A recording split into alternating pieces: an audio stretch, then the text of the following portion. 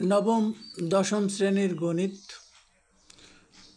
অধ্যায় সপ্তম পাঠ্য বই পৃষ্ঠা 137 2 নম্বর দুইটি বাহু ও এদের অন্তর্ভুক্ত কোণ দেওয়া আছে ত্রিভুজটি অঙ্কন করতে হবে।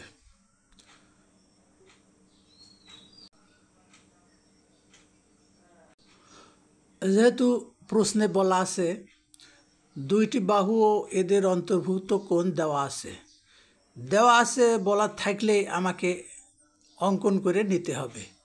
যেভাবে অঙ্কন করা হয়েছে এখানে দুইটি বাহু আমরা এ এবং বি ছোট হাতের অক্ষর ব্যবহার করব।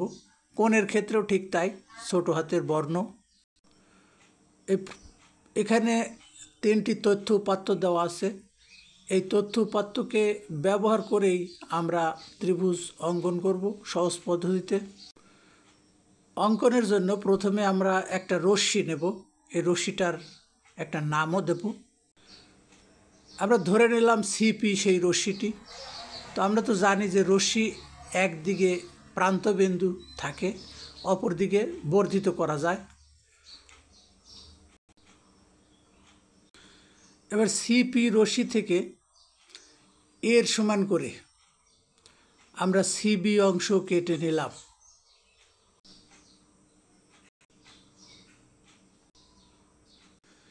এবার সি বিন্দুতে প্রদত্ত এক্স কোণের সমান করে বিসিই অঙ্কন করি।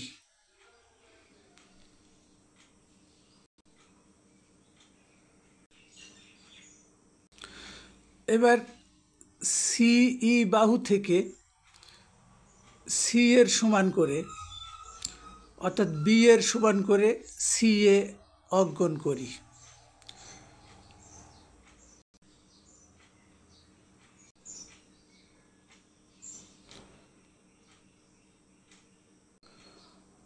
অতঃপর এ ও বি যোগ করি, তাহলে এ বি সি আমাদের উদ্দিষ্ট ত্রিভুজ।